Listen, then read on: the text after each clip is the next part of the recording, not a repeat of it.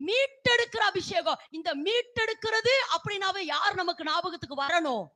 இயேசு கிறிஸ்து. தீத்துவின் புத்தகத்துல வாசிக்க வேண்டாம். தீத்து 2:14 வாசிக்கிறோம். மீட்டெடுக்கிறது அப்படினாவே யாருன்னு சொன்னால் இயேசு கிறிஸ்துவு. இந்த இயேசு கிறிஸ்துவுக்கு அடையாளமாக இந்த ஆபிரகாமுக்குள்ள உடனே மீட்டெடுக்கணும். சிறையாக கொண்டு போனவர்களை மீட்டெடுக்கணும். சிறையாக கொண்டு போனவர்களை மீட்டெடுக்கணும்னு சொல்லி மீட்டெடுக்கணும்னு நினைத்தது மாத்திரமல்ல, யுத்தம் படிப்பிக்கப்படாதவனா இருந்தாலும் தான் வீட்டுல வேலை செய்யறவர்களை கொண்டு போய் என்ன செஞ்சா யுத்தம் பண்ணி மீட்டெடுத்து வந்து ஜெயித்தார். இந்த இடத்துல அவர் ஆமென் என்று சொல்லாமா?